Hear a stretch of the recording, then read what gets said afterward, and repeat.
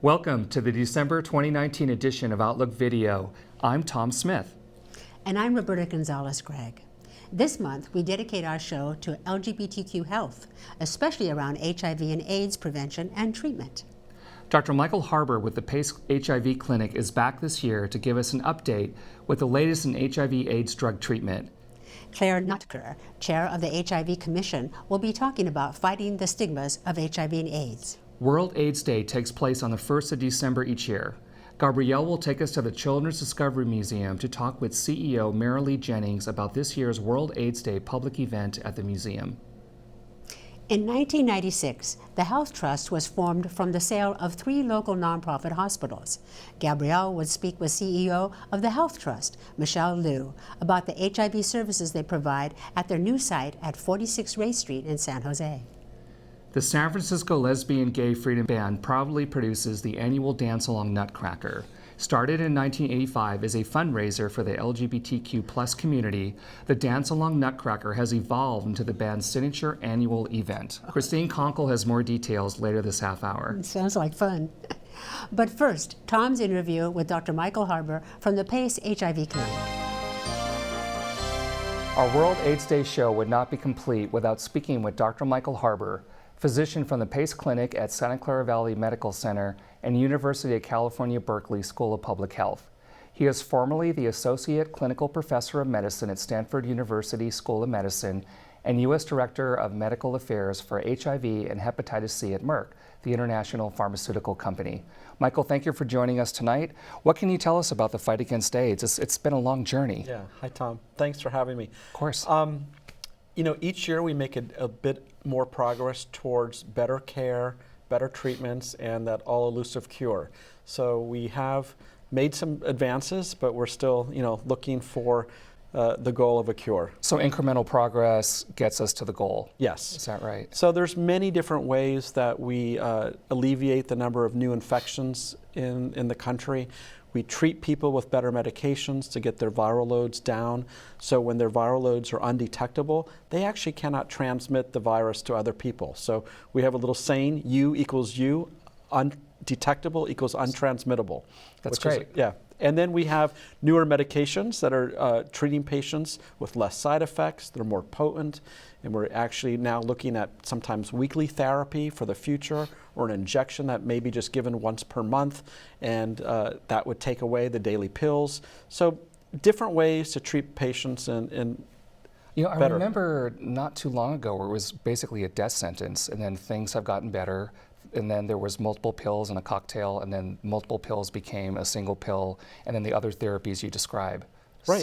So we have single tablet regimens where multiple medications are put into one small, easy to take, convenient tablet, and people can pop it like an ibuprofen and be done with it. And that's the goal, is to just help people be adherent to their therapy. When they're adherent, they are almost virtually assured good health in terms of at least HIV. There are many things that people living with HIV for a long time now are dealing with, the chronic high blood pressure, high cholesterol, cardiac disease.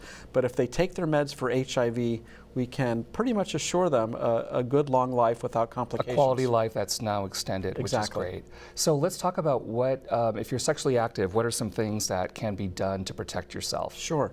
So people who are sexually active, they can take pre-exposure prophylaxis, also known as PrEP.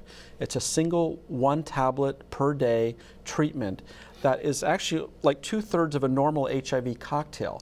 And if they take that on a daily basis, and regularly and consistently, that's the key, they can actually prevent infection if they happen to be infected by somebody who's HIV positive. But on the flip side, knowing that if you have sexual relations with somebody who is HIV positive and taking their meds daily and has an undetectable viral load, that's pretty much you're probably better than most of the general population. Exactly, right? and there's no chance of transmission. So if you are in a relationship with somebody whose viral load is undetectable, U equals U. Undetectable equals untransmittable, and that's the really important thing to know. And is there a new PrEP pill out? Yes, so Truvada had been the PrEP pill that's used. It still can be used, but Descovy, which is a new and improved formulation of Truvada, now can be given. It's mostly been approved just in men and transgender females. So that's where we are utilizing it. It hasn't been approved for women. They have to take the older formulation of Truvada. So talking about protecting yourself, I understand that STDs have exploded. It's always been there. It's always a problem, something to protect yourself from. But what can you tell us about the current state of STDs? So sexually transmitted infections include gonorrhea, chlamydia, syphilis, and they are all at all-time highs now. And I see it in the clinic all the time. And I think many people who are not using condoms because they're not afraid of getting HIV anymore if they're on PrEP, or they have a sexual partner who's undetectable, that doesn't stop the transmission Right, of these so they're preventing diseases. the HIV, but they're not preventing the STDs Exactly. that might come with that. And so it's important to get screened regularly, and it's important to get screened in any orifice that you may be having sexual contact. So your mouth, your genital area, and your anus. So you can get screened in 3 different locations, and it's important to tell your doctor where you're having sex so that they appropriately screen those areas. And sometimes it's a difficult conversation, I would guess. It is a difficult right? conversation. As a doctor, you probably have to pull it out of some people, maybe? Well, you have to talk about where we're doing it. And just as you talk about it in a upfront and non-biased way, that's how you need to talk to a patient with it. So they're able to tell you what's going on. That's great. So you have to come clean to your doctor to get the best care for yourself. Essentially, yes, absolutely. That's great. All right. Well, until next year, we're out of time, and it's always great to talk to you and see what's happening, and I really appreciate your being here. For those of you who want more information, look at your screen, please, and point your browser to the PACE Clinic. And thank you again, Dr. Michael Harbour, for being here. It's not World AIDS Day without you. Thank you. We're here with Clara Nartker, who is the chair of the HIV Commission for Santa Clara County, which is a huge, important commission. And so how are you involved in World AIDS Day? Well, we originally got involved a few years ago, and it was secured by our prevention committee, which is part of the commission. And so it's been a joint effort since then, and we collaborate with a lot of entities around the county. And so this is a really big event. So personally, what's your interest in it?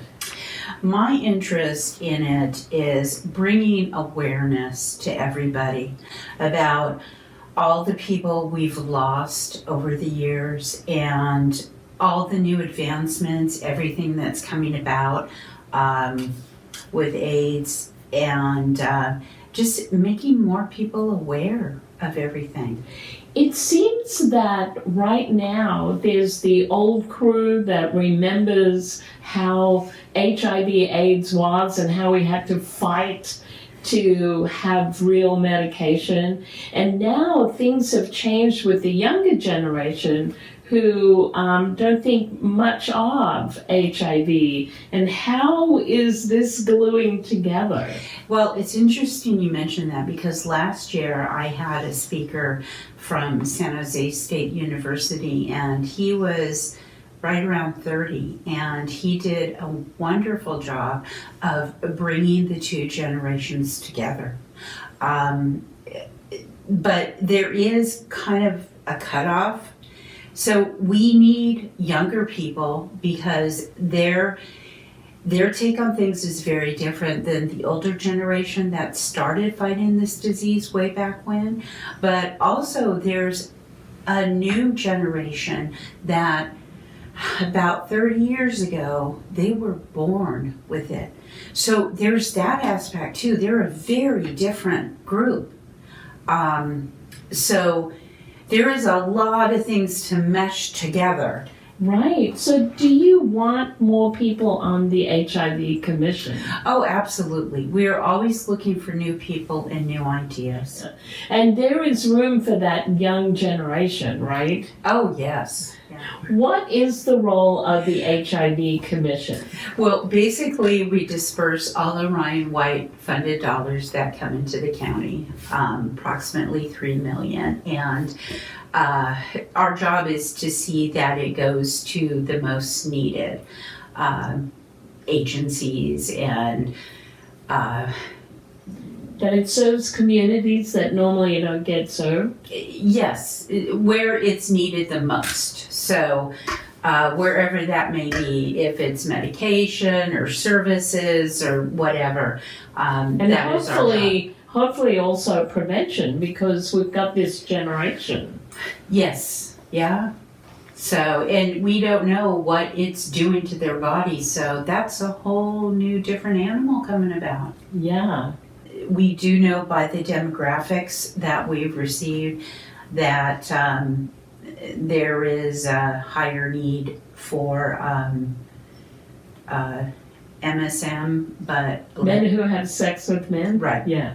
and Latinos seem to be the highest group right now, and following that would be African American. And a thing that's really near and dear to my heart is stigma, because I really want to emphasize to everybody that this is just pretty much something that you can take a pill for now, like diabetes, and there shouldn't be any stigma around it. It breaks my heart when I hear people tell me stories, and believe me, I still hear them. It's amazing the things you hear that people were shunned for, and I mean, way back when it was just awful what these people went through. So, And some are still going through that. Yeah. yeah, it's amazing that how many people out there are still going through it. So it is my goal with World AIDS Day being one of our biggest events, but we have events all year long to bring a voice to that stigma. Great. Thank you very much. You're welcome. So Marilee, you and the Children's Discovery Museum have supported the LGBTQ community, including having an LGBTQ advisory board. That Tell we me do. what that's about. We do have a special advisory board. It was a number of years ago. We love to do festivals and celebrations in this museum that really recognize the diversity of our community. Let's do a Pride Festival, but we weren't sure what types of activities we would offer for kids in order to celebrate Pride. So we decided to recruit an advisory committee and to talk with that committee about what would be appropriate. So what happened at that? We created a day-long festival that goes from 10 till 5, and basically our goal for that ended up being twofold. First of all, we wanted to make an extra effort to make sure that all LGBTQ families feel welcome when they visit the museum. And secondly, we wanted other families in the community to learn about the LGBTQ family through a set of activities. So what we do is offer hands-on workshops throughout the museum.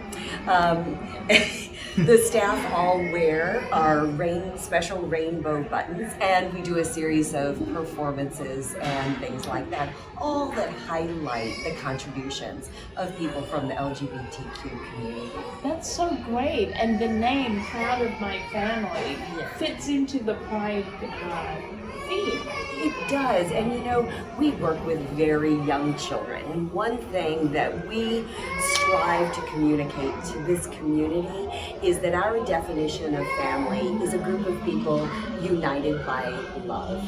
And so when families come here, particularly on Proud of My Family Day, we do fun activities that help kids focus on what their family is made of and be proud of it. So last year, one of the favorite activities happened in our art making studio where kids created crowns that had people from their family around them, whatever your family looks like. And then they wore the crowns, and at the end of the day, we did a tremendous parade through the museum. So imagine hundreds of kids all celebrating their individual families. That sounds great. And what about the rainbow activity? Yeah, we loved rainbows. Kids love rainbows, so it's a natural choice for us. And the way we have celebrated, particularly the rainbow flag, is that we have giant windows in this museum. And so we hang large pieces of paper, and each window is assigned a color from the rainbow. And, you know, so for example, yellow in the rainbow flag stands for sunshine. So we have kids and parents write out what they love to do in the sunshine on colorful paper and post it up on the giant paper. And at the end of the day, when people step back and look at the giant windows, they see we've created a giant flag for our community. So Proud of My Family is now an annual event. Yes, it is. So I think this past year was our 5th annual Proud of My Family, and we're committed to an annual event year after year. We've also gotten very involved with the organizers of San Jose Pride, which is the community-wide celebration. And for the last several years, we're the group behind all of the children's activities now available at Pride. Well, you are the experts when you look around. That's fantastic. So what is your interest in World AIDS Day and the issue of HIV and AIDS? How is that connected? Well, this community has been terribly affected over the decades by HIV and AIDS. And in fact, the AIDS Grove, San Jose's AIDS Grove, is right near our front door. So we thought we should participate in highlighting the role that HIV and AIDS has played in this community. And while young children, it's hard to understand illness and chronic illness and devastating illness, the adults do.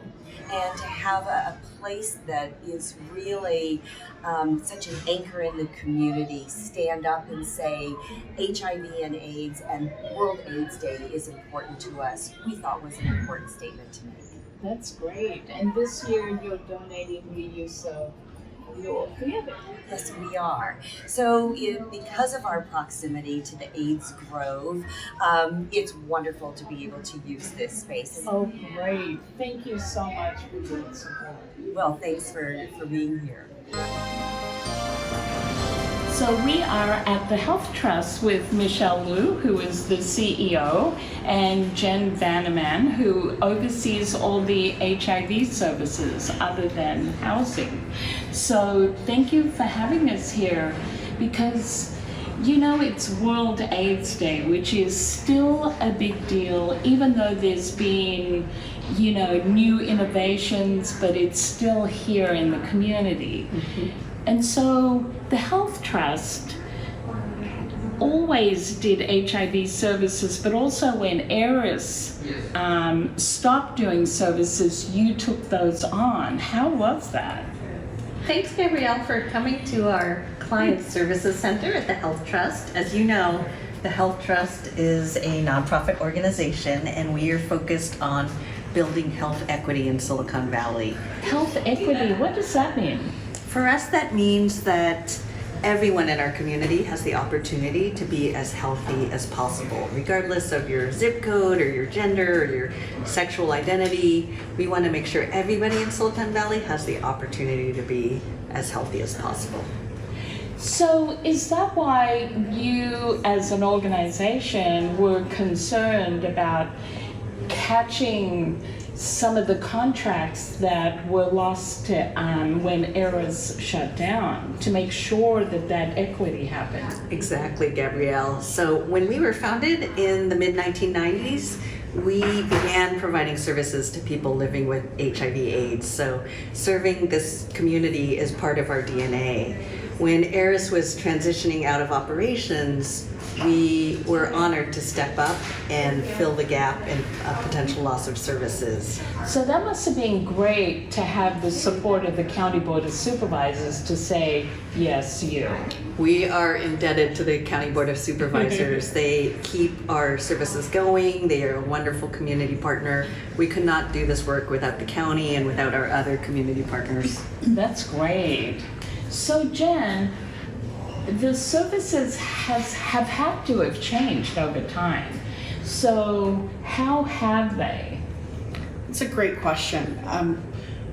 When we took over the services from ERAS, we took on not only the housing services that were happening, but also the case management, and particularly the medical case management piece that really was lacking at that time.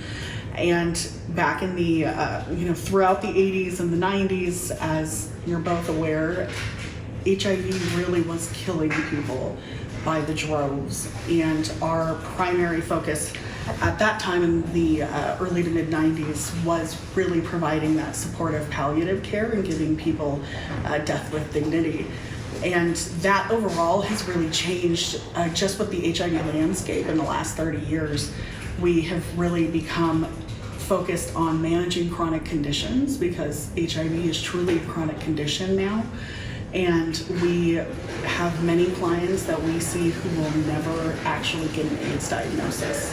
So going from providing that supportive and palliative care to a more long-term case management piece has really been our focus. So how does that feel for you as the person in charge of this whole organization? How do you see changes that you would like to make? As Jen mentioned, we are recognizing HIV/AIDS more as a chronic condition now, but the work remains to be done. We are not at zero new infections, we're not at zero deaths, and we're certainly not at zero stigma. So all of us in the community have work to do, and we look forward to working in partnership with Billy DeFrank and others to do so. I know. We love to get mail from you. Email us at comments@outlookvideo.org. To contact us by phone, call 408-293-3040, extension 205. Visit our website at outlookvideo.org. Subscribe to our YouTube channel at youtube.com/outlookvideo.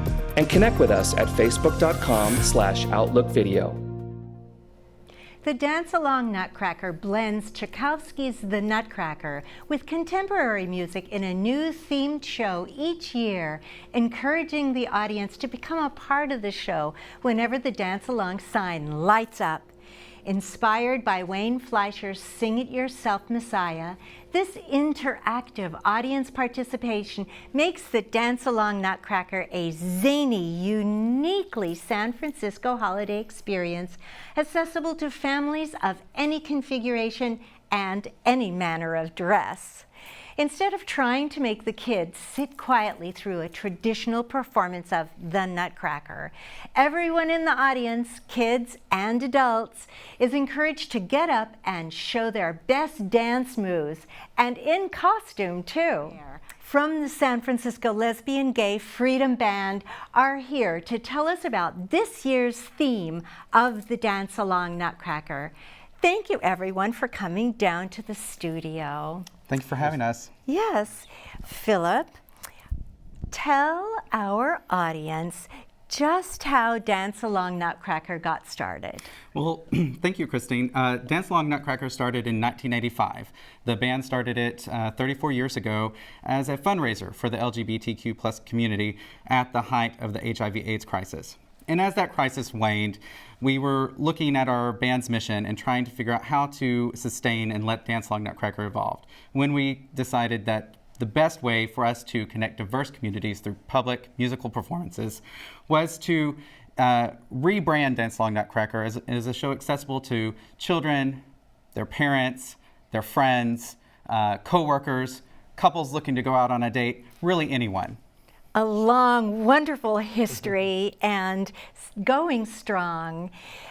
Pedro, what instrument do you play? I play, this year I'm actually playing the tenor saxophone for the first time at the Dance Along. Oh, congratulations. I look forward to seeing you there. What is your favorite part about being in the band? I think it's the camaraderie of everyone, all the players. We all have just as much fun as the audience in these shows, so that's really the number one priority for me. I love that.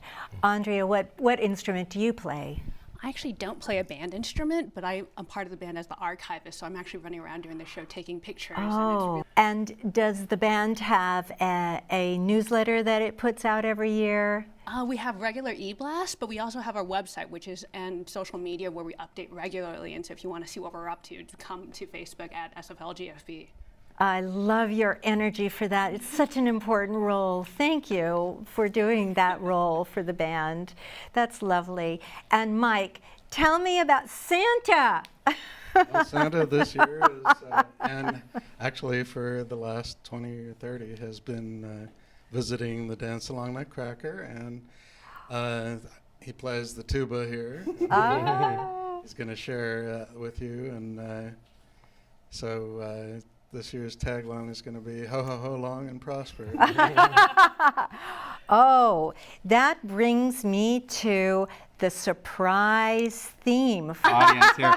This year's theme for the 2019 Dance Along Nutcracker is Nutcrackers in Space, which you could probably have guessed from the costumes that Pedro and Mike are wearing today.